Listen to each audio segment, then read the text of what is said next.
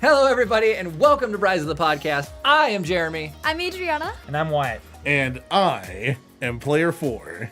And I'm Brownie. Player 4. We have a player 3 in my house now.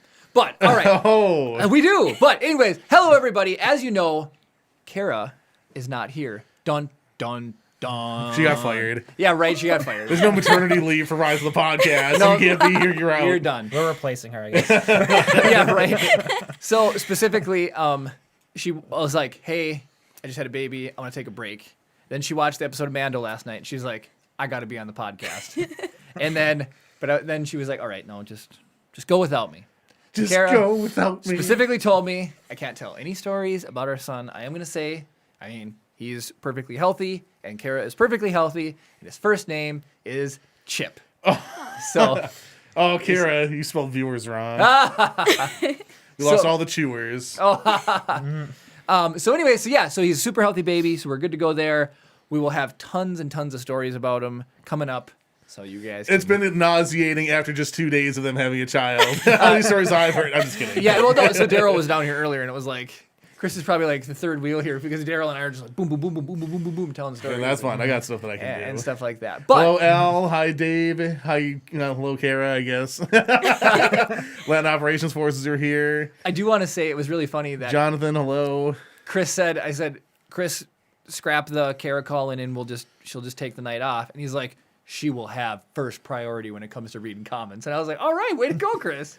So yeah, anything you say, Kara, I'll read on here unless it's something disparaging about me, and then I won't. It's like Anchorman. It's like he will read the teleprompter. Yeah, Anything you put on there, he will read the teleprompter. Lots of congratulations coming in from people. Oh, awesome. All right. So let's get, as much excitement as that is, we've got 2 very special guests in the room that we've been ignoring. So here we go. So we're starting. So Adrianna Yes. and Wyatt. Yep. Okay, and so Wyatt works with Chris at KBGR, and Adrianna does too. Yeah. Yep. We're like desk adjacent once upon a time before the whole Walmart 19. Yep. So this summer, I was on a boat, and we were doing... Brag about it. Right. We were doing this training, and we also went through the whole day, funny enough, right? Yep. We didn't realize until on the way back in. And, so it's like I've seen people come up around and they've got KBGR on their shirt, whatever, blah, blah, and they're doing their thing. And I'll ask, and everyone knows Chris at KBGR, but I always feel a little weird being like, oh, hey, blah, blah, blah. But I saw you on the boat, and I was like, hey, do you know Chris Brown? And he's like, Jeremy? He's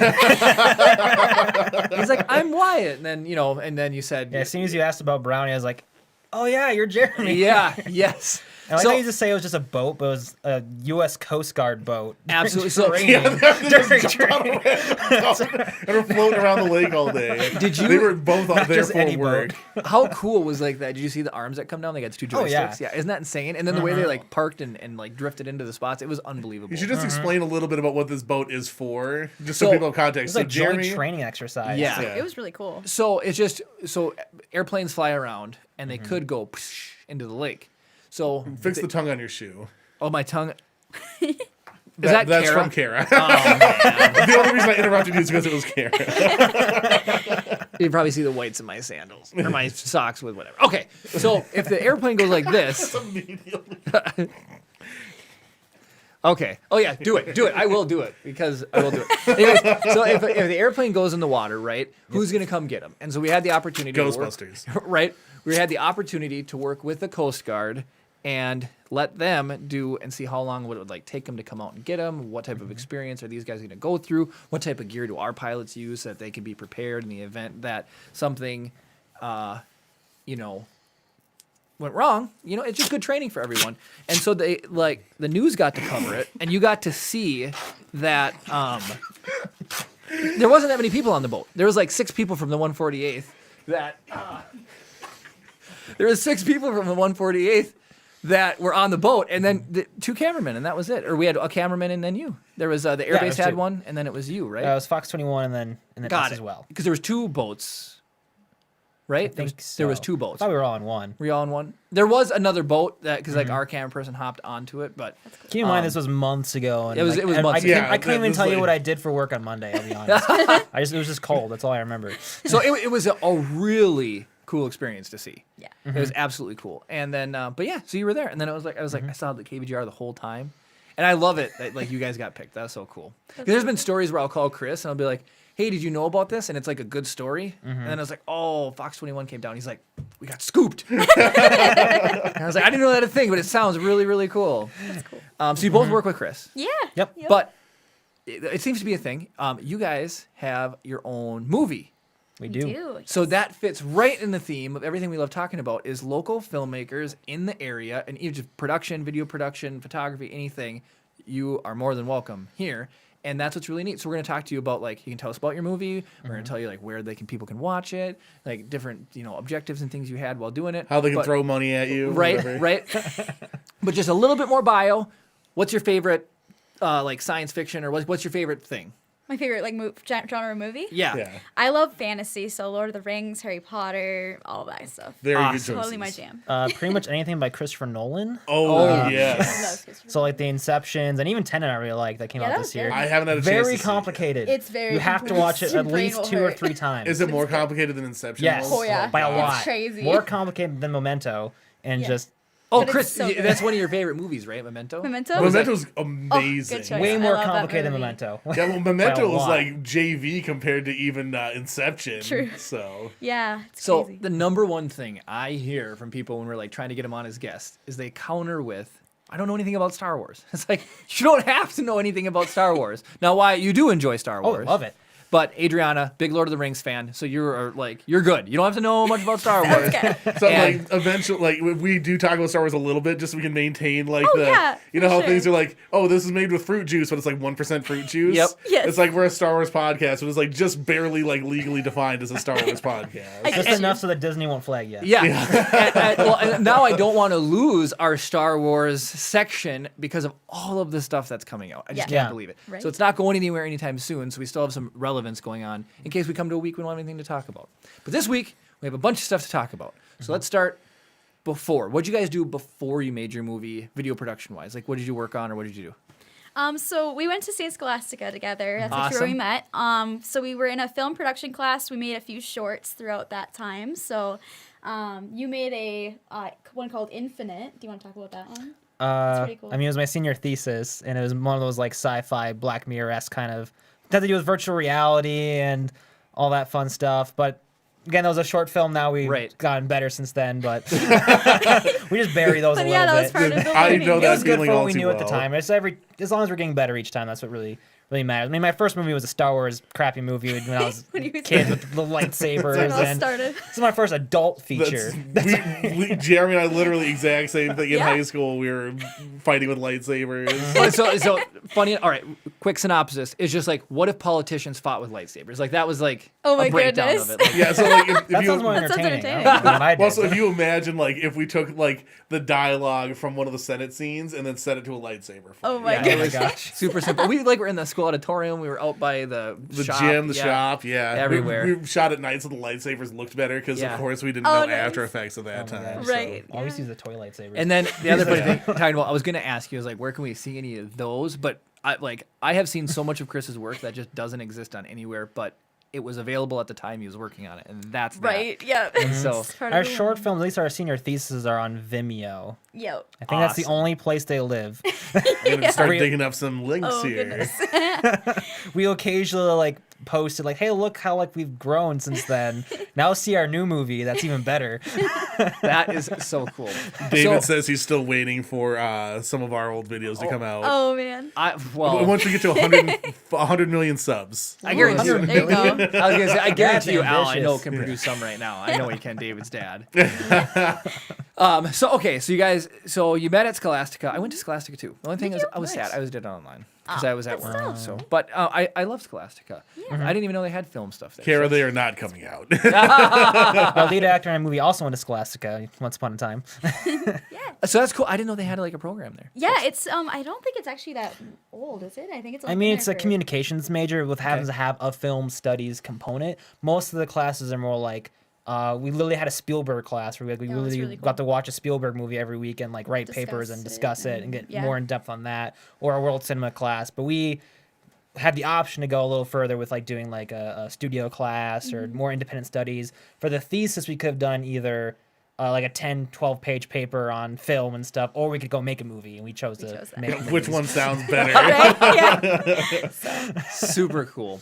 Okay, and then and that's a funny thing. You guys, you're cameraman for KBJR. Yep. Adrianna, what do Chief you do? photographer. Let's Chief photog. Got it. That's like put someone some calling respect on me. his name. You're in the Air Force. You fly some planes? No, I don't fly planes or anything like that. That's you get that question. But okay, Master Sergeant Chief Nancy. photog. I go where they tell me. I'm a commercial producer. Oh, so you're just like Yeah, we do the same stuff. literally Chris. You Yep. I'm the supervising He is producer. the supervisor. Yes. you weren't not that long. I mean, No, that's a title I've had for a year now. So, before Walmart. yeah. You know that. Yep. Did you guys just work in the same office too? Yep. Same Yeah, office, it was like one and sort of big bullpen type of It's office. really so great. Yeah. her desk was like across from mine. So you Like knew the- you remember Nick? He actually she was at my replaced me. interview, and he had to be part of. There was like a group interview process where Yeah. him and Nick and Got all them it. interviewed. That was She the only time I replaced saw him. Nick. Got it. He seemed like a cool dude, though. Yeah. I actually have a phone call scheduled with him after the nice. podcast. Oh, awesome. Well, I was gonna say Chris really misses Nick, but he's spoken very highly of you. I just Aw. had to laugh because the first time I met Nick, Chris was like, everyone picks on him for being young. Yep. I totally started busting his chops in front of everybody, and Keith laughed, and Ben was laughing, everybody was laughing. So poor Nick. Anyways, I haven't picked on you because we haven't gone in. I sometimes like to come down and see Chris at work. So Yeah. We'll get Yeah, we haven't really had an opportunity for the last year or so. Yeah, so. any right. piece of camera equipment I rent, I'm like, Chris, look at this. so much fun. Okay, so that's pretty cool. And do you like being a commercial producer? I love it. Yeah, I really Awesome. like it a lot. Chris has the coolest stories. He's got. I don't want to get him in trouble. He's not with you guys, I get you. with people Yes. that you work for. Yeah. Well, you know specifically the problems that I have, yeah. so you don't need to Inside say it out info. loud. Yeah. I totally know. So anyway, so there's ups and downs of it, but that's pretty darn cool. Okay, so this movie. So Yes. what's the name? Blind Truth. Blind Truth. So Chris told me, he's like, you could watch it before you get on here, and I've just been so busy, so I have not 100%. watched it, but I'm going to. Cool. Karen and I will sit down and we'll watch it because it is available on. Amazon Prime. Awesome. All right. Ba-ba-da-da. So Just so people, whoops, wrong thing. Prime. Just so people can see right there. If you have Amazon Prime, you just click on Watch Now, and it's a whole thing. If you That's don't what- have a membership, you can also rent or buy. wait, it's Prime? Yep. Like Amazon Prime, so you Yep. don't have to like rent it. Yeah, you can just stream it. If you have a Prime membership, you can just watch it. It's pretty That is awesome. So okay, so There before we will be a link in the description, not of the live podcast. Unfortunately, that we have very limited bandwidth here, so logging on to put it in the live description will not be a thing. But there will be description in the canned version of this on Monday. perfect. So do you want just tell us a little bit about it? Like introduce your movie. Yeah. Oh, basically, it's a 1980s crime drama about an FBI agent who's obsessed with the murder of his high school friend, and now the same killer that murdered his friend has resurfaced after 25 years of dormancy, and now he's on the hunt for this killer. Wow. Okay, so how long did it take to do this? Initial inception of the idea was in 2016, and then we spent about a year going through about 3 or 4 drafts before we felt comfortable to actually start casting, and then we spent about a year and a half of pre-production, and then when we started production in fall of 2018, and then wrapped in the summer of 2019, and then it was done by the end of 2019. Yeah. So. I can't. Oh, 4 Kara years. coming in clutch with the links on Facebook. Dang. Click that link, go and watch it once the podcast is over. Justin of Cinephile fame says, I only came for Baby Chip, LOL. He said, love the show, loved the Buckner's movie. But once we start talking Mando, he's got to leave. So we're going to talk Mandalorian around 8 o'clock, Yep. just as a heads up for anybody who hasn't seen it yet. It will be spoiler free until then, I promise. And Yep. just to give a plug to Justin, is that Justin Wilton? Yes. Yep. He has seen the movie. He got a preview clip, and he's actually making a review for it that I think he said was going to come out today. Heck yeah. So Kara, go find some more Really links. cool dude. You gotta check out his channel too. See, The podcast works great like this. Kara's digging up links. yes. I'm not talking over her. Yeah, exactly. I can't because I always do that. So that's what's fun about the area in this area. It's like there is a community that's here. Yeah, And in the for process sure. of doing this podcast, I've got to know that community, and It's so cool. it's awesome because you don't normally exist. And it's like even like Duluth News Tribune did an article it covered Justin, which was really really cool. And news environment's shifting a little bit, and they're getting caught up on things that are relevant to people nowadays, which is really, really cool. That's and this awesome. independent film production is live and well. So, like, we have been doing this for a year and a half. 86 episodes. 86 episodes. You guys are on episode 86. Yep, saw that. I still can't imagine trying to cast someone. Yeah. Like casting. I mean, like... Part of it was people that we knew. Like Yep. we've been involved in theater in the area. She's been in theater. I've been in theater. So we kind of had an idea as we were writing it, people we want to like reach out to. So we reached out to those people, and we also did an open casting call, and then we did auditions, and awesome. that was a fun process. It was a really fun process, yeah. It was hard to pick Oh, yeah. who was going to play what part. I mean, we had many dinners where we were sitting there like, what are we going to do? There's so much talent. I don't know who to pick for what. So it was a lot of fun. Was there anybody that you really wanted that unfortunately became unavailable? Like sort of like a Tom Selleck to Harrison Ford and Indiana Jones type of thing? Or I want at the Yes, we time. did have a At the couple. time, yes. I want to preface that by saying we're extremely happy with how it turned out. I don't want to recast anybody. no, I want to say like very your cast happy. is great. Oh, thank you. thank you. I love all the people you have where they are. Yeah, I mean, we would like to include our professor Rob Larson because he's at Scholastica. He's an amazing actor. He just didn't have the time. Oh, you mean as a bigger role? Yeah, because he is in it. Oh yeah, he is in it. That's right. I was gonna say, He's gonna be a bigger he's role. in it. That's right. My mistake. We wanted him to play a much bigger character initially, but the character he played was pretty fun. He did a great job. Yeah. So that's super cool. Okay, so you casting, you got it cast. Yep. Now, like for Keith, because that's his movie. Where'd you guys film? In Duluth. Yeah, it was all Pretty shot much entirely in Duluth. So Yep. it's all in Duluth. In Is the there Proctor any, Police Department. really? So I was Yeah. gonna ask, is there any scenes? You know, is this? I wish I would have watched it. I'm very sorry. No, that's okay. This was like it was really cool to see something that you recognize in a movie. So it's like, Yeah. is there outdoor stuff too? There is, yeah. There's some scenes that take place in a cemetery. There's some scenes that take place outside of a building in Duluth, but we used it as a FBI bureau basically and stuff. So we kind of, utilize different places. You're not gonna see any like of the beauty shots of like like Right. the lift The bridge lift or bridge. Anchor Tower. We purposely kind of try to like. Obviously, we shot in Duluth, but we Right. try to frame it as if it could have been anywhere, Anywhere, really. absolutely. Anywhere that has snow. There's definitely a lot of snow. This is just we're the tangent shows. This is just like a tangent. There's a movie with Bradley Cooper that was filmed in Cloquet. Oh, is that? And really? Yeah. I yep, didn't know about Yep. this. And the Cloquet City Hall. No, totally.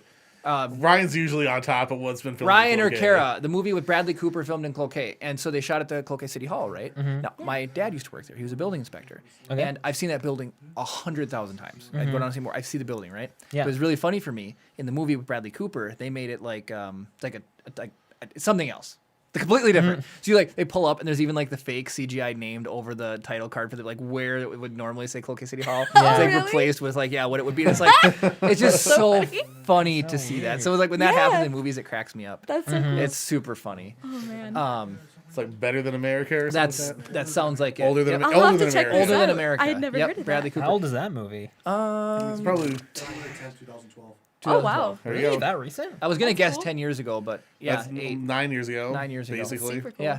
So anyways, that just reminded me of that. Yeah. So that's super cool. So it's neat that you guys can incorporate just like production here. Oh yeah, Kara, Yeah. Older Than America. There you go. There you go. We have 10 people on the side of the camera figuring this out. And Kara, They're on if it it. weren't for the lag of the stream, would have beat all. Kara of would them. have beat it totally. Okay, so you got casting done and you got your shooting all done. Did you guys did you apply for any grants? Did you have any help there, or was it all self-produced? Or We went through Seed and Spark, which is like a independent crowdfunding type site, and so it's only for film though, which is kind of nice. So it's got like this community behind it, and you just create incentives for people to donate and stuff like that. awesome. And That's what I was gonna go next. I was Yeah. like, was there some incentives? Do you Yep. do you know one of the incentives off the top? of So your one head? of what we did was you could get a custom drawn FBI most wanted poster. Oh, cool. Oh, And then cool. we make up like a funny reason for why that person was an FBI most wanted. The and best stuff part like of that was that there was a level where you get the drawing and you get the amount, but if you don't even hire, there was a higher tier where that poster is in the movie. makes it into the movie. I was So gonna say there that is would be actually- epic It's in the if you did bureau. There is that. Yeah. a wanted poster board there in the movie, and there's like only like I think like a minute where like you can see it pretty well, like and you can see There's the two people, of their them that are- image, and their reasoning for why they're wanted. So like they've made it into the movie, like that was their incentive. Yeah. They That's wanted awesome. posters It in was the fun. movie. My mom's in it. Like hers Yes. like her crime was like is some kind of pirate. She lives on a houseboat, and so, so she's a pirate. I like awesome. tell stories about my mom all the time. Yeah. She watches. She won't comment. She'll text me, and I'll read her text on air. She just doesn't want to comment. She's like, "You don't have to talk about it." That's funny. No, it's fine. How can I tell a pivotal story about my life without including my mom in some of them? She's, she was there for a lot of it. Yeah. So it's super fun. Okay, I don't know when a good time is going to be, but Chris, should we roll a trailer or should we wait? Yeah, I think now's a good time. Sure. We have the trailer for Blind Truth, so we're gonna roll that now, and then we'll join you on the other side. You and Joe went to Eastman. Class of 58. 58.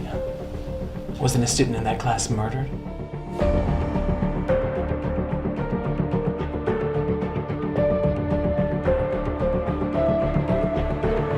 Leonard Killian, age 44, strangled to death. The Anaconda Killer, strangled to death, pin stabbed in the chest. Come on. You think it's the same guy, don't you? I think the guy that murdered Tommy is killing again. And you're on the case? After all these years, we finally got a chance of catching this guy. Yeah. But if we don't catch him, Yeah. Doubt our ability to do this. those were different. How? Now, Brian, we're operating with the personal vendetta, and you know that that's dangerous. If Conroy were to ever find out, he would take us off this He case. doesn't need to know. Will Matthews is transferring here from the New York Bureau. He's going to be part of your team. What exactly is your interest in this case? No, I could ask you the same thing. Your logic has gone out the window because you're so hell-bent on finding this guy. Listen, I can catch the killer, and I will catch the killer. I just need... Not while you're functioning with no control over yourself. Come on, Brian, that's enough! You killed 7 people, Joe, 7! Operating on your own personal vendetta. That's not the way a leader acts. Hell, that's not the way an agent acts. I need to solve this case and get justice for Tommy. Tommy's dead, Brian! Nothing you or I will do is gonna change that.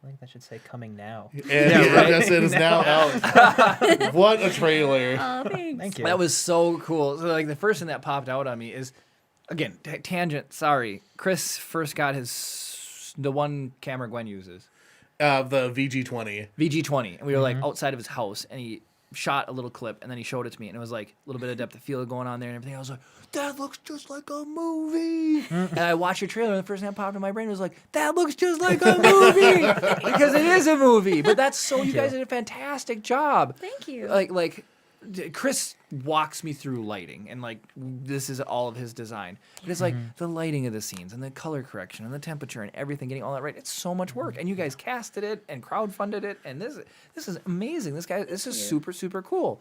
So you did all of this work. When did it come out for people to watch? Just became publicly known on Thursday. Yep. Yeah, Thursday of this week. Dang. 2020 was a year of because of Walmart. Yeah, right. Walmart 19. Yes. That we just kind of every screening that we had planned for the year, like we were going to be in Duluth Spirit Film Festival. There were other film festivals we were hoping for, and then they all got canceled or postponed, or a couple to understandably awkward switch to the virtual format because just trying to pivot with the pandemic. So we didn't get to do that in person screening experience that we'd hoped for. We did a cast and crew screening a year ago. That was super fun. We were really excited to do that with really a live audience that they knew nothing about the movie. Right. And so we were kind of holding out, but then eventually just became time like, you know what, we're not going to wait any longer. We're going to release it and put it out there for people, especially for people who supported us for so long. They've been waiting, and now it's like, okay, here you go for Christmas. A lot of comments coming in, added to watch list, can't wait to see it. Aww. Tons of people are like super excited. Kara clutch with a link again. Aw, that's a lot. So I'm gonna probably watch it again in the next couple of days here. I'm excited to watch it again. Oh, thank you. Oh, you did watch it? Yeah. Oh, sweet. Oh yeah, Chris totally told me. He's like, you need to watch it. Oh, well, thank you. Yeah, he was. So, guys, that is so cool to have it. Like, I just had a baby. This movie was like your guys' baby. Like that is like a project you put a lot of like blood, sweat, and tears into and everything. What was it like trying to get it on Amazon Prime? Was it? Easy and difficult. It just kind of felt like an application process basically, and submit all your stuff. It's difficult in that you have to get everything exactly right, or you'll get flagged for an error, and the errors aren't always specific for what the issue is. More so, like sometimes like, oh, your graphic is incorrect. You gotta make sure you have your title on the graphic. Like, oh, okay, I'll fix that. And then captions was the biggest thing. I've been working on this for like a solid 2 months now because my captions kept being flagged and I could not figure out for the life of me why. Because it didn't say what was wrong. It just said like, oh, it's either out of sync or there's like typos or something. I'm like, I don't see any typos. Like it's all perfectly timed. Can you imagine? This is an hour and 45-minute long movie. Yeah. How many words are in those captions? A lot. Doing the captions, I felt like I was I felt like I was rewriting our script basically. And Megan, hello, welcome to the podcast. I don't know if she's watched before, but this is the first time she's commented. That's awesome. Another member of Creative Services. But those captions, like I was like pulling my hair out, like what is wrong with this? I almost quit and gave up and like, no, we're not doing Prime anymore. But then I figured out that it was just like the program I was using to do the captions was 2 seconds shorter than the file that I submitted to Amazon Prime. So everything was off by 2 seconds in the Prime version versus what I was working with. And then it was just a simple like shave off the 2 seconds, then it worked. So it could have been a lot simpler if I had known that was what was wrong. Right. But they never told me that was what was wrong. Right. Well, like Chris has talked about even like commercial production, 15 seconds or whatever. It's like he'll have it down to the frame because it has to be just right to go on air or whatever. Yeah. And so it's like it could. I guess it was a glad where you could just shave it and then that like the boom and then that was done. But can you imagine like. We had a podcast we did once, and it was Get Vocal, and it was one with Justin, right? Yeah. And oh God. The Get Vocal audio was like rubber banding. It's distant, like so it wasn't like he could straight. Yeah, because it's a stream. What they do is they buffer it. So if you hit like if your upload speed dives, it sort of like stretches it out to sort of dynamically fill in the gaps. You're not just cutting in and out. Yeah. And because it does that, like in Premiere, you can just go synchronize based on audio. You can't do that. Oh my gosh. Because the audio track is all over the place. It'll be in sync in like one spot and 10 seconds out on another spot. Oh my goodness. It was brutal. So that's horrifying. When Amazon doesn't tell you, here's what specifically is wrong. To be clear, like just to be fair to Amazon Prime, I did eventually send them an email and they did get back to me and said that was the issue. Unfortunately, they sent me that email right after I figured out myself. If I had reached out sooner directly, then maybe it could have been solved better. But I was stubborn. I thought I could figure it out. So in your defense, you did. I did. It's just too late. Stubbornness aside, this reminds me of just a meme that I just saw this week. It's really funny, and it shows a person, and they're like, "Hey, why isn't this done yet?" And they're like, "Well, I sent the person an email." And the other person's like, "Well, why don't you call them?" And he's like, "I'll send him another email." And they're like, "Just call him." And he's like, "Third email?" Because he's like calling, right? Or reaching out, So it's just like 100 times out of 100, I'd rather email I someone. agree. Same way. I'll say this about emails: all the information is right there. Yes. It's indisputably recorded electronically. Yeah, exactly. If you're talking to somebody and they're like meandering all over the place with their insanity, and you're trying to write it down, it's super easy to miss stuff. Yeah, totally. Yeah, and then it just gets messed up. And then in the email, you can say, "Oh, I really wanted it this way." No, your email clearly says. Yeah. Instead of word of mouth misconstruing it. Right. All right. So it's out on Amazon Prime. Yep. I'm gonna go watch it. There's a bunch of people that added to the watch list. That's so cool. Get ready for those huge Amazon dollars to start rolling in. Well, even then, just to have a place that's not YouTube. Yeah. That is a place where you can have your movie, because the Chris fights YouTube compression all the time and all that fun stuff. So to have it makes it a movie. That's so cool. I'm really sad you guys didn't get to have it premiere locally. Yeah, but that's okay. Maybe one down the road when things get more back to a new normal, we'll be able to try doing just a special screening or something. But we're just excited for people to finally be able to watch it. And I think I like Prime versus YouTube in that, like, I feel like YouTube is just so much extra content that Totally. you could type Blind Truth, I feel like it would take forever down the list before you find it. speaking- Versus Prime, it's literally the first thing that pops up, which is Speaking really of the cool. choir over here. Yeah, really cool. That's the first thing that pops up on Prime. We Absolutely. had bad name SEO for Rise of the Podcast. We're 20th on the list. Oh Yeah. man. Because they're all generic words. Yeah. Podcast is generic to every podcast Right. ever. Rise of the, okay. Yep. Yeah. Me too. There's just so much content on YouTube. It is unbelievable. There's so much content. Yeah, Twitch. Because like when we go live, we can go to. This is on Twitch right now. Yeah, This is on YouTube, and then it's on Facebook Live, and so it's like, and that is like we did the podcast on Facebook Live, and I think that's where Gabe came in. He saw us on Facebook, so I think we were only on Facebook for the first one. Megan says, "So proud of you guys! Can't wait to see what you do next." Aw, thanks, So- Megan. so that's why. So, is there anything? Kara also says my parents want to watch it. Oh, fun. Brad says he found us on YouTube, but he's on Twitch now. So. Yeah, it's so funny. So, do you have any final just things you want to share about making the movie Blinding Lights? Because then I want to Blind Truth. Blind Truth. It's all good. I talked all right. about Jeremy's brain just doesn't work. Chip. His lack of sleep. Chip crying. Yeah. And I keep saying he's meowing, and Chip was meowing earlier. I was like, no, he's not meowing. He's crying. He's sleep deprived. It's that Neanderthal. Like, I know. Just, like the fuses or the wires are like 80% covered, It's and there's just unbelievable. crossing a little bit. Oh my god. So, is there anything you want to like funny stories or just any closeout you want to do there before we? I mean, I just want to thank every single person in the community that helped us, and a special extra thanks to all of our amazing, talented actors. Like, they're so talented and very professional. And it's also fun to be around too. Yeah, like they they were were a lot like of fun to work riffing at all times, but also were ready at a moment's notice to start working.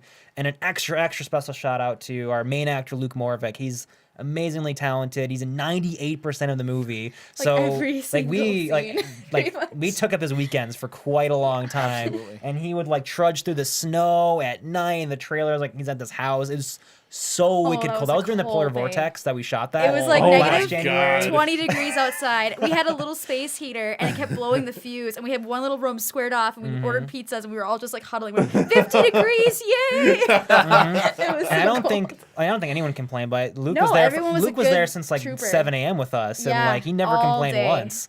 And they were just troopers. So it was a great cast and crew to work with. And we're just. And we're super blessed. really excited to work with them again on future projects. Yeah.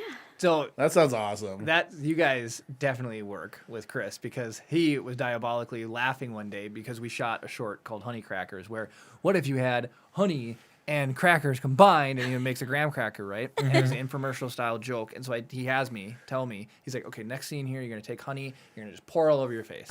And I was like, wait, what? And he opens the cat, like, because he went shopping and he sets the bag down on the counter and there's 6 barrel honeys in there, 6 bags of golden grams or whatever they were. Yeah. And he's like, so there's like backup honey for if I need to do it over again. And it's like, I hate being sticky and it's like honey in your eyes. And honey in your lip. So, but it was like, I was committed.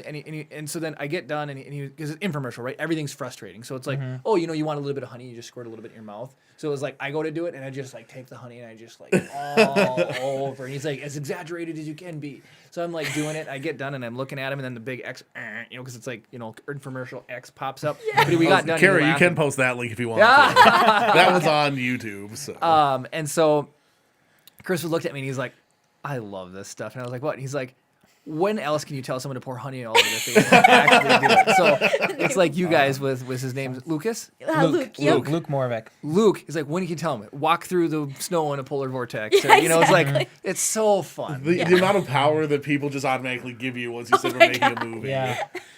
Like you have to be responsible with it too, because like Right. you can't abuse it too much, otherwise they're not going to work with you. But like people are a lot more especially like I haven't had the means to do a production that's big enough for me to be able to pay people like an amount of money, but like I'm paying you, but not that much maybe. To now just go do this insane whatever for 16 hours. Go. Yeah, You know? and like again, we're super low budget, so they basically did all this for free. Free food is basically what their payment was.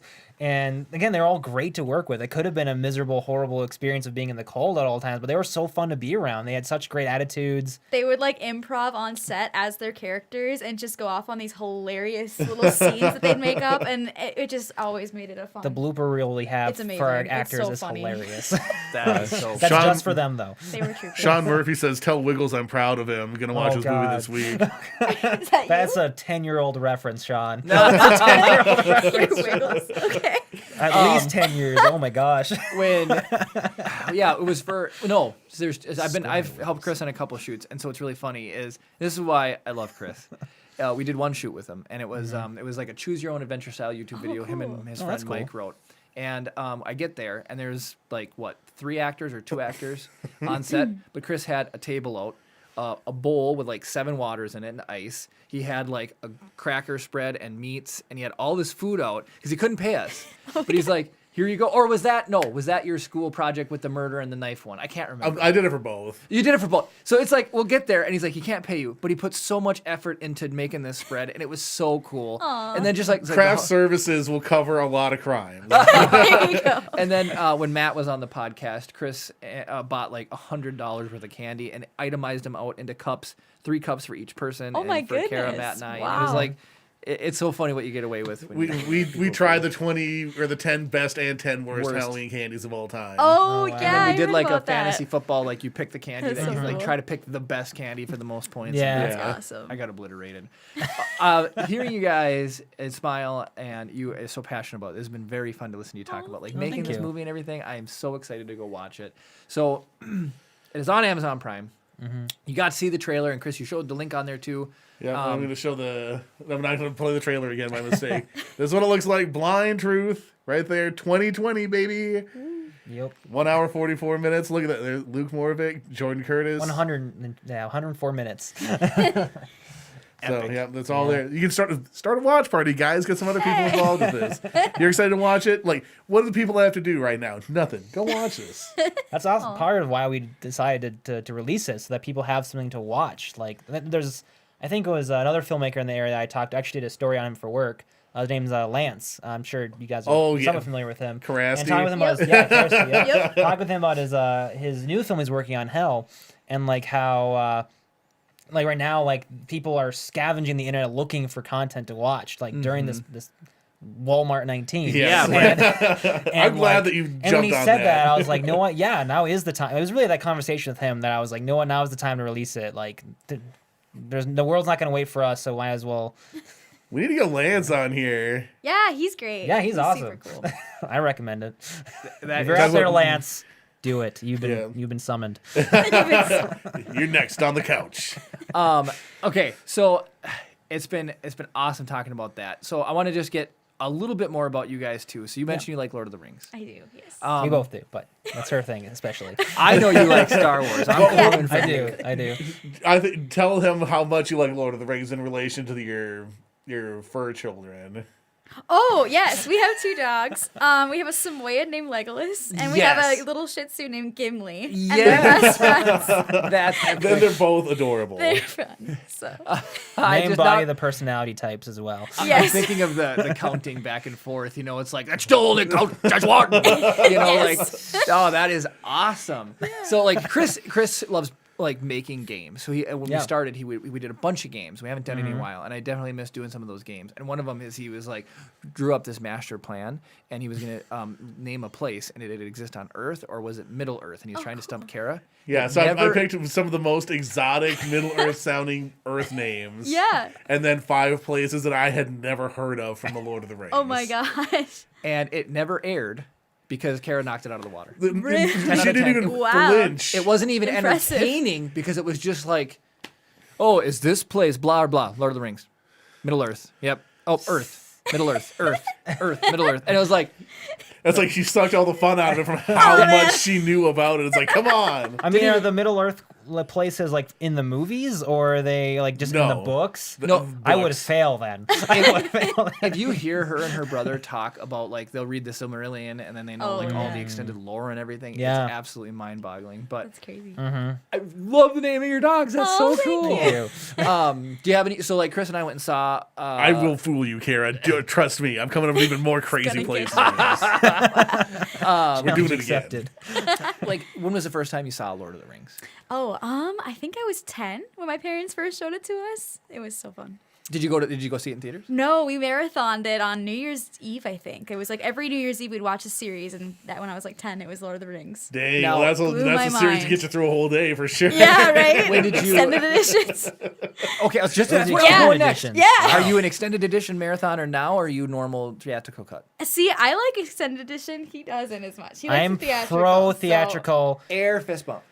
So Kara and I will watch Star Wars once a year, and we'll watch Lord of the Rings. And I begged her to please let us watch the theatrical edition, and she looked at me with all seriousness, and she's like, "I will only watch the extended." My friends are like that. It makes me so sad. And what does the runtime jump up to? Like 4 hours and some It's minutes? insane. Per movie? It was right after we had just gotten done doing the Good and Bad Star Wars series. And like Jeremy's like, I think we'll watch Lord of the... Like, and the way that he phrased it sounded like he was letting Kara watch it, but it was more like he knew that they were going to watch it or whatever, and then he was just haggling. He's like, can we do theatrical? She's like, no, it has to be extended. And it was like... This whole like hostage negotiation scene, like around which versions they're gonna watch. Like, I understand like preferring extended versus theatrical, but I know people that like say the theatrical are unwatchable. How does an unwatchable movie win Best Picture? Yeah, I know. Yeah, exactly. Kara has some chiming in. Oh boy! All right, here we go. So she says, "Love the name of the dogs." Aw, thank you. She went to opening night of Two Towers and Return of the King. Ooh, She dressed as Arwen to Return of the King opening night. Oh, cool. And it's 11.4 hours total for the 3 films. Oh my goodness. Yeah. Extended I believe I just it. think the pacing is the best in the original theatrical cut versions. And I don't know. We watched the third one, extended edition. There was a screening down in the cities we went to. at the Oakdale which was movie cool theater. to see in theaters. However, it was the extended edition. That was the first time I really sat down and watched the whole thing that I could remember. And there was just so many little scenes like, wait, why is that in this? I could see why that was cut. Right. There was one with like Denethor, like talking to Faramir. The scene itself was cool up until like all of a sudden it's like a hallucinatory Boromir on screen. And he's just like, and then disappears. And I was like, what just happened? What just happened? I forgot about that. I remember watching that scene. I was like, wow, why was the scene cut up until that moment? I was like, oh, right. I get it. Yeah, and so Kara is like a theatrical or extended edition all the way, and it's like they always like there's been multiple extended editions, correct? Yeah. Like they'll come out and they'll be like, oh, this edition's got this many more minutes. And It's like 19 seconds of never before seen footage. That's what I was gonna say. I want to say there was a Per thing. movie. And there's going to be another edition coming out with more new footage that's never before seen. And I'm going to have to watch it again. Eventually, they're going to release the cut that's literally just every take everything. from the thing. It's just going to be the live feed of the production. It's going to take 9.5 months to watch. My God. And they're going to charge $17,000 for it. And Jeremy's going to have to buy all of them. Kara would watch it. If they release more behind the scenes stuff, I'd totally buy that. I love the behind the scenes. The behind the scenes of Lord of the Rings is amazing. It is cool. Oh, it is. Especially Helm's Deep. That was so cool to watch. Like, I think there's nothing that makes me want to go to New Zealand more than Lord of the Rings. I know, right? Yeah. Oh, someday. So Lord of the Rings, that's awesome. So you guys, you watched the extended editions. You watched it. Do you have your dog's name? Any other final thoughts, Lord of the Rings? I don't know. How did you feel about the Hobbit? See, I liked it. I liked The Hobbit. I definitely like The Lord of the Rings a lot more. Mm-hmm. I can tell that they did a lot more things in production rather than post-production. Like, there's a lot more CGI stuff in use. And I like the more authentic, like, they made everything, every little detail. That's the same for Lord of the Star Wars. Rings. I mean, the same for Star Wars for me. Right. It's like that in the 70s, everything was physical props, right? Yeah. And then, and then they switched to more CGI. And then what's been no spoilers. What's been fun about The Mandalorian is it seems like there's a lot more props again that are making appearances. Yeah, that's really cool. There's still CGI, but there's a lot more. Yeah, even though they're using the expanse and everything for some of the sets, the Yeah. the physical handling of things and the more environment. Mike, sorry, go ahead. I was gonna say that. So just for my quick thoughts on The Hobbit. So my experience with The Hobbit, I say it compares a lot to when the prequel Star Wars trilogy came out. Like The first two, I was an avid defender of. Like, people were like bashing them. I was like, "What are you talking about? They're amazing. Here's why." But Smog, like, they turn into like a gold statue and drop on them. Like, what's not to like? Like, yeah. And I'm like, and then the third one comes out, and I was so excited for it. And the third one wounded me so deeply at how disappointing it was. Just from the opening scene with how Smog goes down was so disappointing that now just kind of. Now I don't like any of them. That's like Game of Thrones for me. I love Game of Thrones until season 8. It's like season 8, like actually didn't ruin it, but it like brought my overall enjoyment down with what season 8 did to Game of Thrones. It was really a bummer. I had heard something interesting recently. Yeah. Did they just release The Hobbit on 4K? And Lord of the Rings, both of them. So okay, so Lord of the Rings too. Yeah. Justin has a question related to that. He says, "What do you think of Peter Jackson improving the effects on the 4K cuts? He went the George Lucas route." Well, my response is Lord of the Rings is perfect and needs no improvement. It's perfect. But I think so. The Hobbit was just released on 4K. Is that correct? Yeah, all of them were. Yeah, both were released in 4K. I read an article. She tried to like level them out to be equal. So Hobbit was shot at 60 frames per second. Yep. I thought it was shot at 48. No, yeah, it's 48. It's 48. 48? Yeah, okay. he's right. You guys movie, I'm assuming 24. Yep. Okay, Yeah. so like 24 is the standard. Yes. Yep. All right. For good reason. I heard, I don't know if they changed anything, but somebody said that their opinion of because people picked apart the frame rate choice. Yeah. The frame rate in 4K now is the way the movie should be.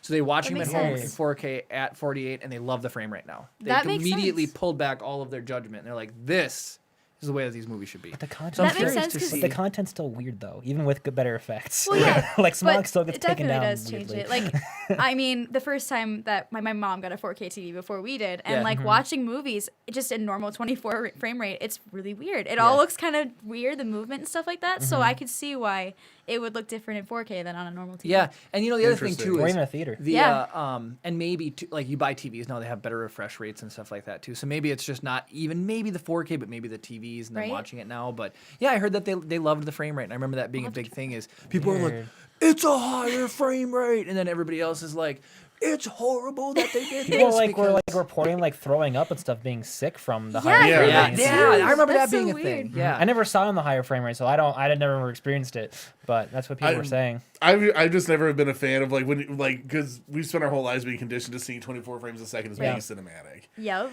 So when you see a higher frame rate thing, it looks more like sports or more like broadcast TV. Right. So it just even if it's the exact same production value otherwise, it feels like cheaper. Yep. Because that's the look is more associated with us being conditioned like a higher frame rate is like, so 30 FPS is the news, 60 FPS is sports, and it's like sitting in between that. Yep. And it's like, I think it's been heard described as like the soap opera effect. The higher the frame rate you go, it kind of has that more. It's too smooth to be real. Exactly. Kind of thing. Yep.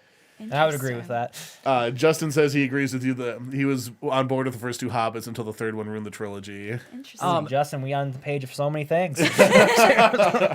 Justin, too, if you get the new editions and you have an opinion on the frame rate choice at a higher resolution, let me know, because I feel like that's right up your alley. Yeah, we need the definitive word coming in from Justin on this. I love that you guys got him a copy of the movie. Like, that's so cool. How'd you come across Justin? So I actually worked with him at Olive Garden when I used to serve there. So we would talk about films and different stuff like that. And the time before KBJR, you were an Olive Garden server and you worked with Justin. Yeah, so it's cool that we kind of reconnected again after all. He's been doing YouTube for a long time. So yeah. was he doing YouTube back then? I think he definitely had a channel, I'm pretty sure. So, and we talked about it while you were working. Yeah, we talk about all of his reviews that he'd make and stuff like that, and pretty cool. Super cool. So weird that you work with somebody now that is like independently like pulling in. Yeah, I know. This industry it's a is small all world. about knowing who you know and how you know them and what and where it goes from there. Oh, and then Jeremy talks about like the community here. It's like it's pretty small. It's like eventually you do meet everybody in the area. It's true. It's really cool. So that's super cool. All right, so Lord of the Rings is up. I'm gonna jump to Star Wars really quick. All right. We're not talking Mando, but I know you said Christopher Nolan, but what do you have any like just fun Star Wars memories or stories you want to share about Star Wars? Well, obviously, all the Star Wars movies I made when I was a kid. Like when I was a kid, the two things I wanted for Christmas: toy lightsabers and a video camera. And then Christmas morning, get both of those things. Immediately go start making our first Star Wars. I think we made 3 feature length Star Wars movies. Gosh. I still have the DVD disc of the second one. It is terrible. How'd you cut it together? I also got an editing software, and I was like 10. It was called Pinnacle Studios. I used to use Pinnacle. Yeah. So wait. And I had no like tutorial. No one taught me. I had to figure it out on my own. Did Pinnacle have the audio track you could set to length and it would loop it based on how long you set it? For like the stock music thing, I think so. A version of it did. Wow, this is gonna date myself. So I went in middle school. They had a video production class, and you did the school news. Okay. Yeah. So there was like less than 10 people in it, like 7 or 8 people, and everyone applied for it. I got one of the slots, but we used to record. It was a VHS camcorder with yellow, white, and red in. Oh man. I don't even know what it's called anymore. Coax? That's RCA. RCA. Yeah. RCA. So RCA in. So what we would do is we would take. Justin's on the Pinnacle nostalgia train too. I didn't really know much. I was 10. Yeah. And I figured out how to use this program. I was like 14 or 15. Yeah. Like in linear, they're intuitive enough. I just love that. Like I'm hearing 10-year-old and Pinnacle in the same sentence. It's awesome. It's like who gets video software at that age? It's My so parents cool. bought me it, and I can't remember why they even bought me it. It's because, oh, you like making movies? Like, here you go. No one, they know how to use it. I didn't know how That's to so use cool. it. It was quite the process. I think one of my childhood pets passed away, and I used Windows Movie Maker to cut it together. Oh you know? yeah, that's what I use. Yeah, it's like the title cards are. Oh my I know. goodness. Oh, it's unbelievable. I specifically remember in high school editing most of a project in Premiere. This is Premiere 1.4. Oh wow. This is back when Macromedia owned Flash and Fireworks. Yep.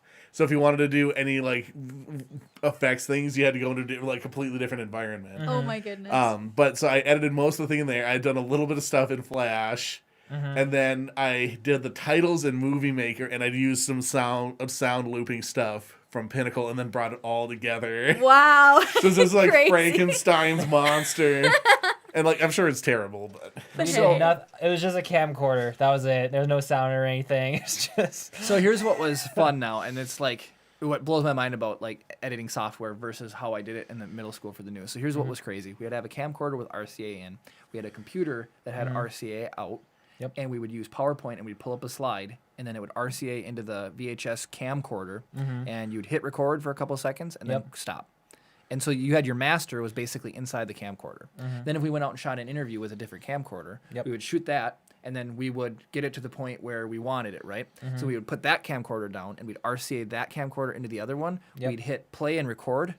And then that would be that section, and then we'd hit stop and stop. Oh, wow. And then it was like literal tape to tape editing. Literal tape to tape, and then and then it would all be recorded on a tape, and then they had the one in the office that the tape would go in, and then they hit play, and then it would play across all the school TVs. But it was literal, like that's what it was. I just can't believe that was a thing. Like that is, and they're teaching you this, like this has educational value, which it does. It puts into perspective a way to do things and kind of think outside the box. But I mean, that was like right before digital editing was like really a thing. Like it existed, but like it wasn't like really massive yet. So like that was basically your best bet. That was like right before mini DV tape became a thing. Yep. And once that became a thing, digital NLEs really took off. I remember, dude. I remember using like money we earned in high school, Chris, to go to Walmart and buy mini DVs so we could make stuff. Yep. Wow. Like that was the thing. We had to go buy them in Firewire. We had to find Firewire, and then it was like the IDE 1994, 1334 or something. We line that into the computer, and then we would only. Oh, and you'd have to hit play on the camera, just like doing the tape. You'd have to play on the camera, and then capture in Premiere. Oh my goodness. And then it would capture everything as one long clip. So you had all of your, and then you have to go in and manually cut your scenes out or your shots out. And then I remember that they had an update where it had like scene detect, which never worked, but it was like, oh, this is gonna solve all of our problems. Dun, dun, dun. And it never did, but it was oh man. They still have if you go into your settings, they still have the mini DV capture dialog box in there. Wow. Like your mini DV setting, because you could set like this was shot at 24 or 30 or whatever. Like you have your frame rate settings for how it plays back and everything, but it's less than 1-to-1 time. It imports slower than so if you have 2 hours of footage, it's gonna take 3 hours for it to download. Oh my god. It was a nightmare. That sounds. And we did this in our computer lab for a lot of the projects we worked on. So it was like we would get there at the start of the day, we'd bring the camcorders in, get stuff recording, we'd go, come back at lunch, and then grab our footage and work with stuff. And it was just absolutely insane. Wow. It was crazy. This is like roughly, so middle school for me was pre-2002, so like 99 to 2001. 01 we were in high school. 01 we were in high school. Yeah, So fall of 01 we were in high school. So the recording 97 to camcorder thing, 01. that's the time frame for that. And then 2001 to 05 then was when we were in high school. And then video production, that was in like 04, 05. Yep. So just to think, it's like that's what it was. And then now it's so good. It is so good. I can go. It's 16 years later. Right? It's a completely different technology. Crazy. You fly like I love importing drone footage, and like I grab the drone, you go out and fly it, and you bring it in. It's just 4K and beautiful, and it's just all those new slates are from a drone flight that we did together. Oh, cool! That's awesome. Yeah. It's so much fun. So, anyways, all right. Sorry, Star Wars memories. You got a camcorder and you got lightsabers. We made Star Wars movies, and they all took place in the Old Republic. Yes. Because I love all of Star Wars, but that's where my real love of Star Wars came from. KOTOR, we're talking KOTOR, yeah. Yeah, Star Wars Knights of the Republic, both of those games, that's what really made me love Star Wars. Took me like 2 years to beat the first one, because there's no like waypoints or anything. You have to like pay attention in your dialogues. And like, I was 10. We were just talking about how games never used to handhold you. Yeah. You have just to like pay attention, go back through your journals and like read up where you need to go. And it's such a process. And I remember, like, you've played it, right? Oh, absolutely. Like, the big twist that's, like, two-thirds of the way through, it still blows my mind. Yeah. Kara says, yes, love the Old Republic. I'm so obsessed Talking with Revan, we're not spoiling anything. Yeah. Like, you're Revan. You're, like, going after this bad guy, and then it turns out you're the guy, like, they wiped your memory, and then you're redoing it again. Revan, and then in the second one, Traya. You're like, oh. Yeah. Revan, though, always interested me. So all my Old Republic movies took, Revan was in it, all was about Revan. And, yeah, that's... Old Republic is my favorite. My ultimate dream if I like had like all the money in the world and Disney called me up, I'd make Old Republic. Like I would make an Old Republic trilogy. That'd be the dream. Well, so according to Chris, you just have to go. Kara says, "Let's cross our fingers for the next trilogy to be KOTOR." No, I want to do it. I don't want the next one to be KOTOR. I want to down the road. I want to do it. They can do High Republic. I'll do Old Republic. Okay. Chris and I were talking about how people get pulled from like successful shows and then they get their own shows, right? And so like Dave Filoni got pulled from Avatar to go work on the Clone Wars cartoon show and all this other stuff. So you just need to have an animated show, I guess, and then there you go. And then they'll just can't draw. They'll call you. You don't need to be able to draw. You just need to hire somebody an animator, who can draw. you do. No, but you just need to be like, you could be a director of an animated show or something. Yeah. But no, usually they are animators too, and then they just get promoted to directing. Oh, man. I mean, that makes sense. I wouldn't respect someone that didn't know how to draw that was telling me how to draw better. That's what management is. It's somebody who doesn't know as much as you telling you how to do it better. That's like literally management. That is the definition of management. It is. It's like not always. But Ooh, the bad management, yeah. KOTOR remaster for Xbox One X or Xbox, whatever the new thing is. I would love that. That's been talked about for like 10 years now. I don't know. Well, it took so Final Fantasy VII came out in 1997. Yep. It took 12. Hold on, math. Well, there was 2019. Hold on, 19, 24. It took 24 years to get a remake of Final Fantasy VII, and then that's something like when the PS2 came out, they were asking for remasters. Wow. There was one that was done by like an independent studio, and it got. I remember that. Yeah. They were like doing a bunch of work on it. It was like almost done. It was really far. Apparently, there was a bunch of licensing issues, like something like when Square Enix had like produced it, they had had to get all these licenses from different places, and they were only good for like that version of it. And then in the intervening time, like different pieces of different companies get bought and sold, and like everything was just like broken into like 1,000 different things. It would have been impossible to secure all the licenses in a meaningful way. I love that you brought up KOTOR and you talked about like the big flip, because it's very memorable for me. Is games are now, I mean, getting very notorious, like having the ability to tell a really good story, just like reading a book or watching a movie. But KOTOR was one of those ones where it was like, I can't believe they pulled that off in a video game, where it was like they did that flip and that reveal. It was such a good game. And it was there like throughout. Like it's like hinted at constantly throughout, and it just goes right over your head up until the moment happens and you look back like, oh my gosh. So, and all the characters, like, they're just, it's so good. Anyway, okay, so you made a movie, you made movies. Plural, they're all terrible. Yeah. They're all terrible. Hey, you gotta make bad hilarious. movies before you can make good movies. They're That's so just the way it is. Bad that they're hilarious. There's literally a part, like a dream sequence, and I don't know why, but it was like all the Jedi were dying, and like then it's like I don't know why my friends had like a stuffed Kenny from South Park, and we had him hold a lightsaber, and we had someone run up and kick him, and then he just flies through the air with like the most dramatic Star Wars music in the background ever, and it's just it's still funny. You make do with what you have. So only a couple more Star Wars questions for you, at least about this stuff. Is that I still see this come up on Facebook all of the time. Someone's never watched Star Wars before. What order do you have them watch it in? Order of release. Yep. Order of See, release. that's always my answer. Yep. Release order. All the way. Kara says check the tape on your shoe. It's starting to come free. Yeah. I can't believe that was the stupid. It's so funny, and I fixed it out of respect. The fact that we were able to just maintain a normal human conversation while Jeremy's throwing gaff tape on his pants. Gaff tape, good for everything. I tried to fix it respectfully, let the record show. Yeah. And then it was the fact that I fixed it and it immediately went back to being messed up was just hilarious to me. I also think it's funny that one of the episodes Juliet commented I had tape stuck to the bottom of my shoe once. So like sponsored by gaff tape? It should be. I wish. Hit David. Anyways, okay. So you release order, right? Yep. Well, order release. I would say so. Release order, yeah. People are like, 1, 2, in sequential order or whatever, but it's like, To be clear, for rewatching purposes, I do chronological. But for your first time viewing, you should do order of release. Release order. Like, is there anybody that would be like, oh, so you should watch it like 3, 2, 5, 8, 9, machete order. Machete order. The way my brother had a really bizarre way when we were younger. His was like, okay, you watch 4 and then 5 and then flashback 1, 2, 3. See, that's like and the then machete. 6. Yeah. I get it. I totally get it. Yeah. It makes sense. Doesn't machete cut out 1 too? I think it does. Absolutely. He didn't cut out 1. Yeah, I think machete does cut out 1. I've never heard of this. Yeah, no. So machete order. I want to say maybe Kara could post it in chat. I think it really truly is 4, 5, 2, 3, 6 That makes sense. Yeah, and then 7, 8, 9 is just normal now because they were Makes boom, sense. boom, boom, and because like I guess like because like Maul gets killed and he's not involved. Dooku's at least in 2 and 3. Not killed. Right. Not killed. That's so true. Spoilers. Yeah, right. For the Clone the Clone Wars, like marketing's out there using Solo.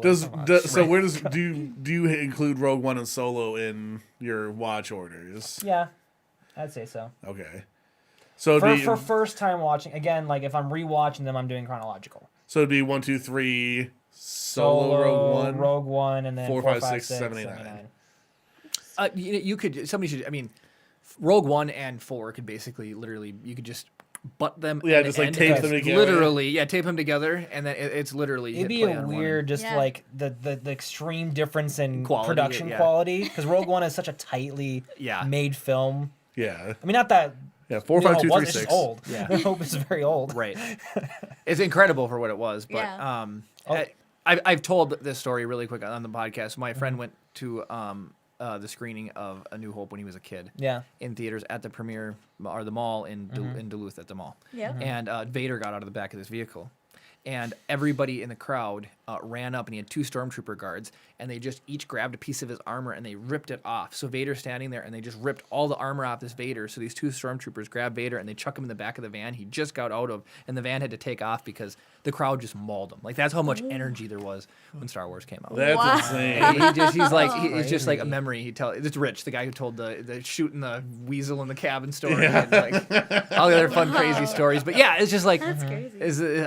I love Star Wars. It's so much No, fun. yeah. It's amazing. It has to be so weird, though, going from Rogue One to New Hope. The difference is so crazy. They hand it off, especially because, though, like, I mean, I love both of them, but when you watch New Hope, he's like, Vader's like, we've intercepted many transmissions about the plans, like, and also I watched you fly away. Yeah, I know, right? It is really funny when she's like trying to lie to him, you know? Yeah. They're not aboard. We're just whatever. We're a diplomatic mission. After I demolished all of your people, you just flew away from the crime scene. Yeah. You even changed ships. Yeah, caught you red-handed.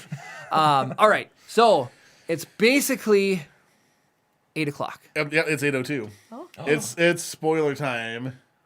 So we're a Star Wars podcast and maintain that 1% Star Wars content. Even though we've been talking about it plenty, why not get a little bit of news from r/Star Wars leaks? I'm not even going to open it up. I guarantee you it's all Mandalorian for the top hot 5 things in the last week, so not even going to bother cracking it. But, bye, Justin.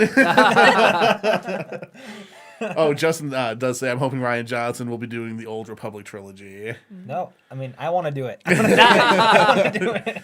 You guys can arm wrestle for it. Yeah. There you go. Don't you mean Wyatt for the Old Republic trilogy? So Wyatt, Ryan, same thing. Anyway, so Mandalorian season 2 just wrapped up yesterday. Yep. I didn't realize I almost got spoiled on Facebook. Dude, it was so hard last night. I couldn't watch until this morning. There were so many like spoilers. I just had to like shut off Facebook until the morning. Jeremy, so Jeremy, Kara, and I get together Friday afternoons to watch it. Yep. Oh, that's cool. Jeremy was within 20 minutes of getting spoiled. Yep. For real. That's how close it was. He plays a game, and then their Discord server, Yep, somebody Discord posted just a wide open spoiler. Why? Yeah. And it's like what at that time was maybe 5 o'clock in the afternoon. Yep. Oh 5 o'clock in the afternoon, the day that it comes out, is way too soon to just be straight out calling stuff. Yeah. Yep. You know, that being said, we're the next day, and we told people an hour in advance that we're going to be talking about spoilers now. Yeah. But yeah, it popped up. I got a notification. Like, we saw the end of the episode, and we're like looking at each other, and then and then we waited for the end credit scene because there's a secret end credit scene. Yeah, post-credit, yeah. Post-credit scene.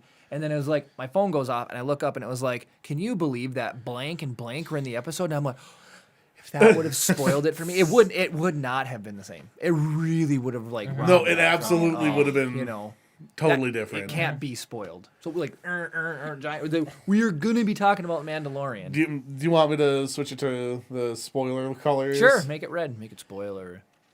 This is what everybody's waiting for. But everybody, Yeah. Gabe and Latin Operation Forces, they are huge Star Wars people. They're big Mandalorian fans. So I like to hear their opinions. So I can't wait to hear what they thought of the episode. This is loading real slow. We're gonna go there. Now, Adrianna, I don't want you to feel left out. I'm all right. When we talk about Star Wars, you can interject anything that you know. Do you know the name of the child? Grogu? Yeah! does know that. It's funny when you see things, you see news, and you're like, "Hey, why did you hear this?" I'm like, "I watched it." Yeah. Well, I got phone calls about David Prowse dying, and I got a phone call about Jeremy Bulloch dying, and people are like, "Did you hear so and so died?" But what's really actually funny is when Peter Mayhew passed away, and Kara and I had just met him at the Star Wars celebration. Oh, wow. It was my dad kind of being funny, like lighthearted about it, like in a good way. But he was the one who called me, and actually I hadn't known. So my dad called me up and he said, "Did you hear that chewing tobacco died?" And I'm like, "What are you talking about?" And he's like, "Well, Chewbacca." And I was like, "What?" And he's like, "Yeah, Peter Mayhew died." And I was like, "What?" I mean, so it's like completely, he got me on that one, which was absolutely crazy. And because it was true, that's when he had passed away, and super shocking. Anyways, sorry, that was a little bit of a tangent. But okay, so Lord of the Rings is your thing, but you know Wyatt watches Mandalorian. Have you watched anything? Do you watch with him, or do you just let him go? He gets up early and he watches. I watch it Saturday mornings usually. Yeah. Dogs wake me up, and then I watch it. That's totally all right. So now we're gonna go right into it now though. So most recent episode.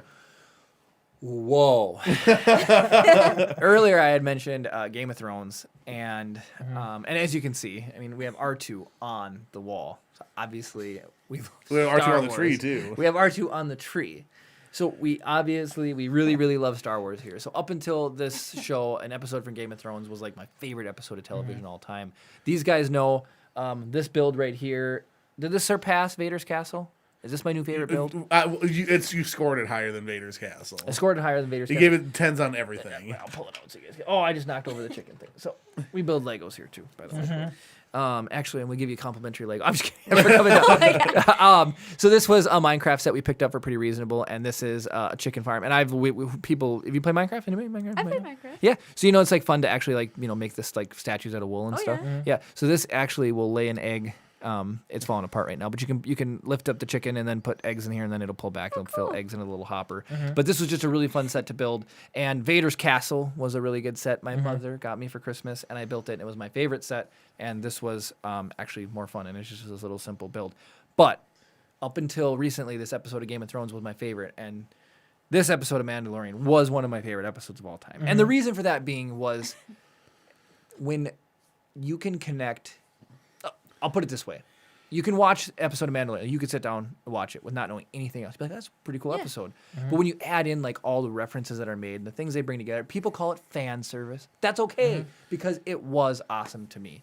So when you can both do fan service and tell a good story, that's just winning for everybody. Yep. I mean, we knew that he was probably gonna come too after like Grogu reached out on Typhon for a Jedi. I mean, we all were speculating who it could be, but Yeah. ultimately, come on, who's not? Why would Luke not go? Yeah, there? who makes the most sense? Like, Yeah. like Truly canonically, who makes the most sense? Was Luke. So Did you see on Reddit, like within? I jumped on Reddit when I got home. There was a side-by-side comparison of Darth Vader in Rogue One and Luke in that episode. So mowing through everybody, and it was while awesome. we were watching it, Kara's like, "This is gonna be the reverse of Vader in Rogue One," and it absolutely was. It was so because that was probably one of the most epic scenes in all Star Wars. I mean, Vader in Rogue One scene was just That was a horror show. Oh my gosh. Excellent. That was a horror movie. just done. So the lightsaber igniting and the smoke and the dark and like, man, and he's like taking people and bouncing them off the ceiling and throwing them down. And it is unreal. I don't know how he didn't get the plans. Yeah, right. So my favorite thing. Come on. He's smashing people against the ceiling. Just grab the one guy with the plans and then deflect the I mean, blast. how do you know he was the one guy with the plans, though? He's going, I got the plan. Well, he's like coming through the door. It's not like he's like, like, look here. I got it. Come get it. Come get it. Okay, that's so fair. the one thing. So Kara says. She says the Skywalkers are the biggest drama queens in the entire galaxy. And it's my favorite when she goes in this tirade. And that's the thing. It's like Vader waited to show up until like the last second to do anything. And Kara, comment some of your examples of why they're the biggest drama queens.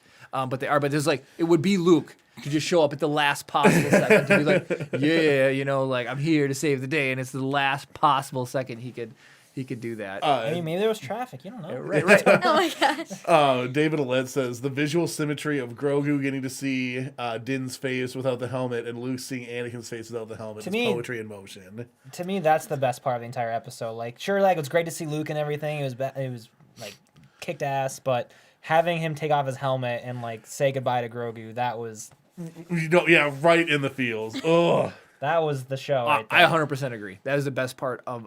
Absolutely 100% agree. And so, again, I love my mother. So I don't mind telling stories about my mom. My mom, I've tried to get her to watch extra Star Wars content. She's seen all of the main movies, and she's seen Solo and Rogue One and loves them, but she will not watch the animated stuff. She won't watch Clone Wars. She won't watch Rebels. She won't watch any of the stuff. She might not like it as a whole, but I know there's specific things I see, and I'm like, oh, she would love this, right? And with Mando, totally hooked. She loves Mando because it's live action, right? Yeah. And so she is a big fan of anything emotion invoking, right? And the hand on the face has always been a thing, right? So it's like when I watched that whole scene, no, it's a thing. Are you laughing at that or a comment? So between Kara and Brad, so Kara just like listed the stuff like their outfits, their entrances, their emotions, then which made me thinking like it's not true, it's impossible. Oh my god! Yeah. But then in that whole scene, they're both Skywalkers being drama queens. Yes, we will rule the galaxy together.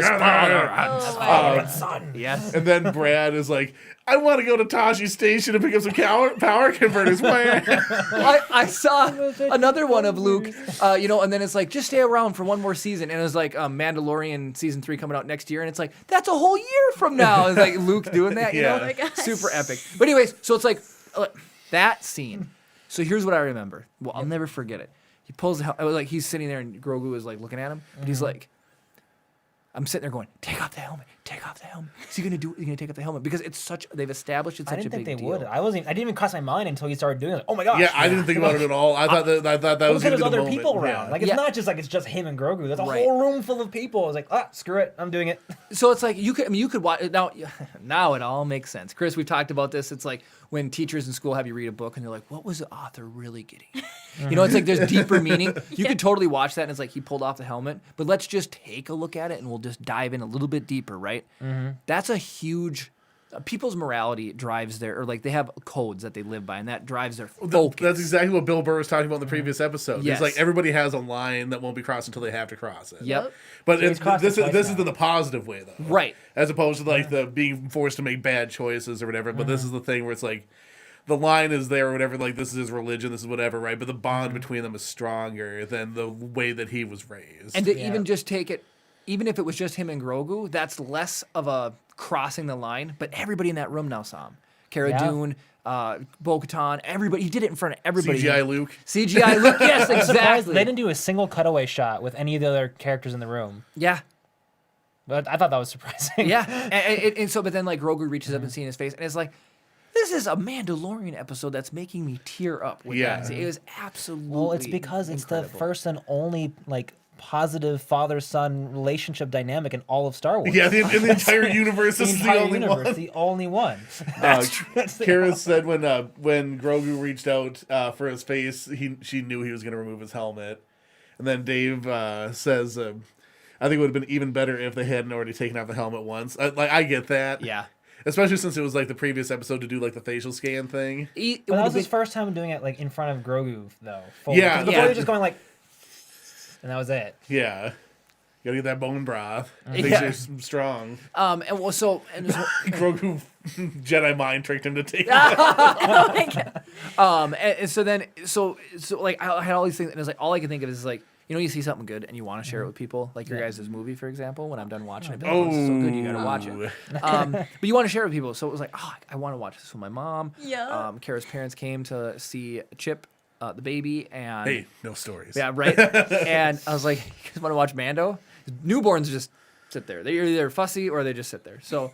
Kind of like me. Yeah, right. And so it was like, oh, hey, you guys are holding him. He's quiet. Let's watch Mando. I want to see what you guys think.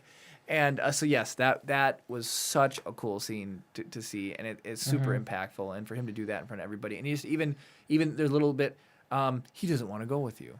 He's looking for your permission. Like, it's just this. They were able to build an emotional relationship and connection between these two characters throughout the show. I love the jokes. How hard did you laugh at the "don't play with your food" when the thing's like trying to eat him? You know, and he's like, well, the jokes are all come naturally out of the moment. They're not like forcing something in there. Yeah, you know, it's just like like they're eating or whatever, and it's like weird alien food, and it's like what's even weirder than weird alien food having it attack you?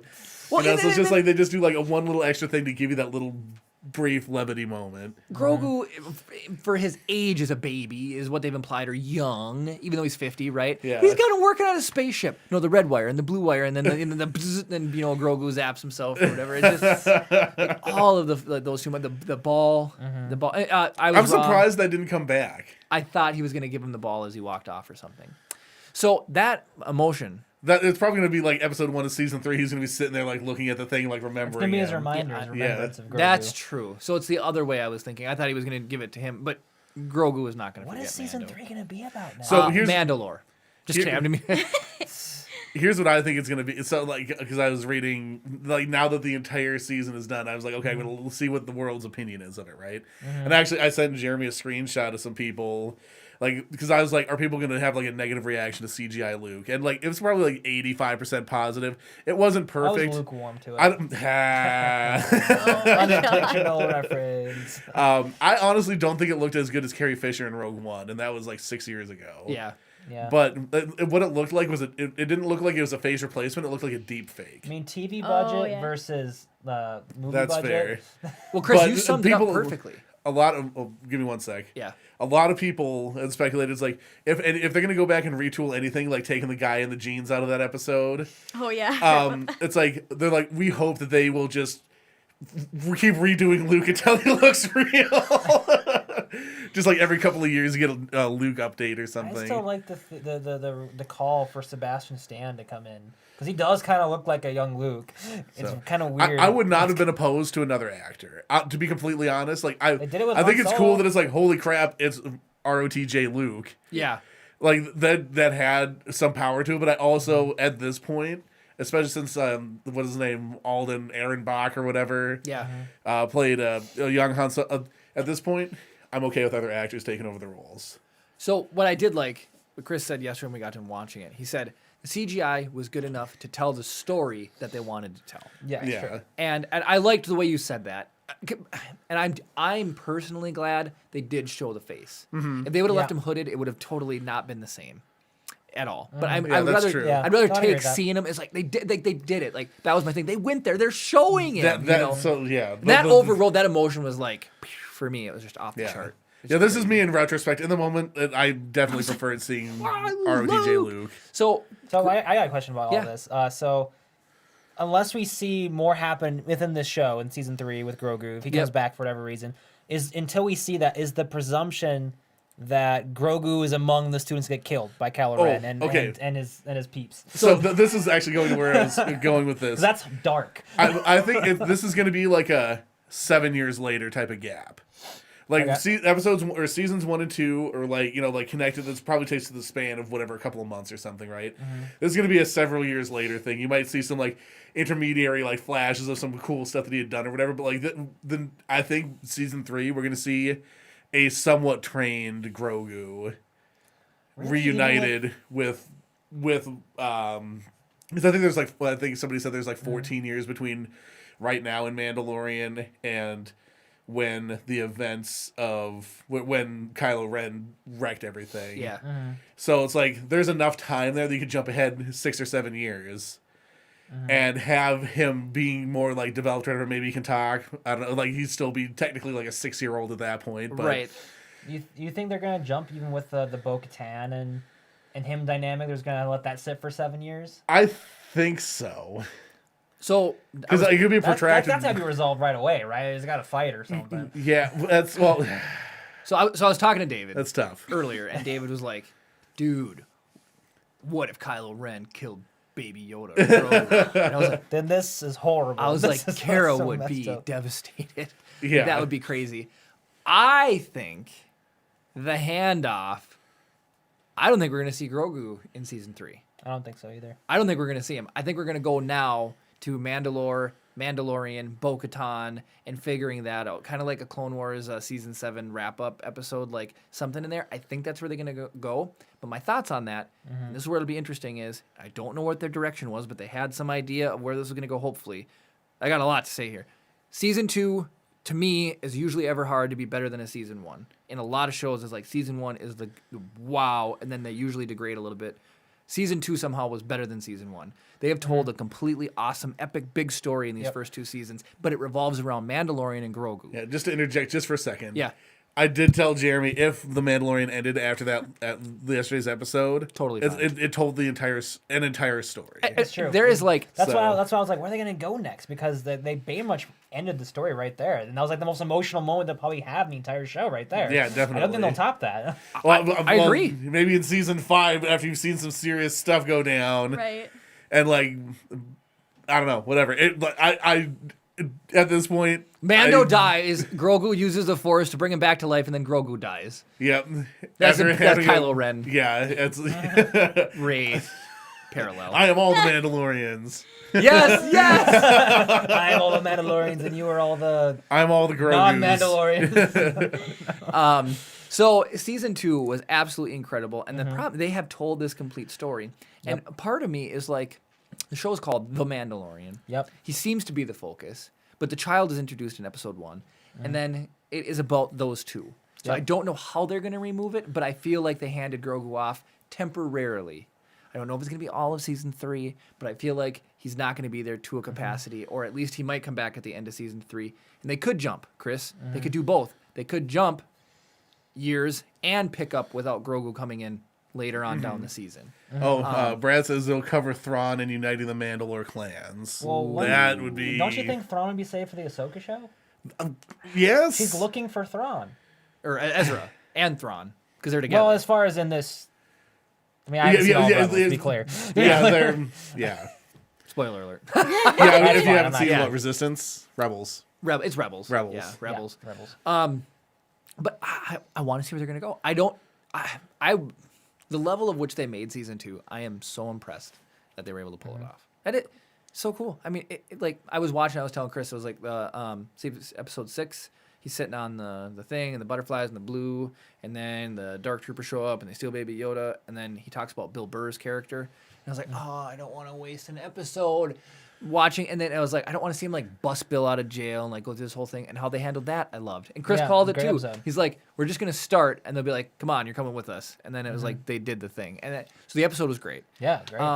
And I didn't except for all the thermal detonators. Oh, that was just an egregious amount of thermal detonators. Yeah, in that episode, the Ahsoka episode was fantastic. The Spider episode was even good, and it was like a nice transition to getting back into Mandalorian again. The show, episode 1, you got the thing at Boba, and just even the armor. The They did such a good job telling the story of this. In regards to Thrawn, Brad says he thinks it's going to intertwine, like the Boba Fett series is going to intertwine. So it's like it might be something where like the story, like in each individual show, you'll get enough for what you need for that show. But if you watch all of them, you'll get like a deeper picture type of thing. I just hope it's not too many crossovers. Yeah, we had this discussion about the DC. Like how like I used to watch television. Arrow and Flash. Like, oh my gosh, like Arrow's great, and then like they added the Flash. Okay, this is also great, and then they added Legend of Tomorrow. Like, okay, it's getting a little much. And they added Supergirl, and they added. It was like I stopped watching all of them because it was just too much. Granted, it was much lengthier show. Yeah. It was like they're 22 episode episodes seasons, per versus like it's like 8, so it's more man. It was just I don't want to be too. You have to watch all of them so you can get these crossover events and like. Yeah. The Avengers are almost that way for me. The first one was all. I mean, the movies are fantastic, but it's like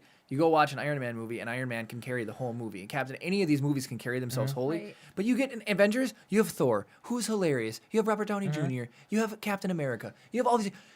You got all these people. How do you give enough screen time? It's like Hulk. Absorbs you know what you do? You make half them dead for one of the movies. Yeah. There you go. That is why they wrote it that way, not for anything else. Yep. No, that is totally true, but it is the connections that are neat.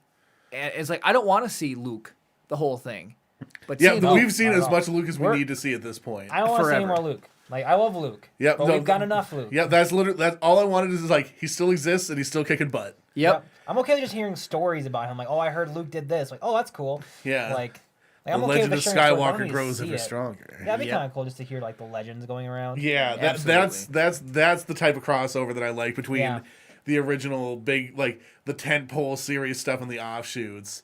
It's like you're just like hearing like what the effects of like the Skywalkers being dramatic across the universe and how it's affecting all those other people.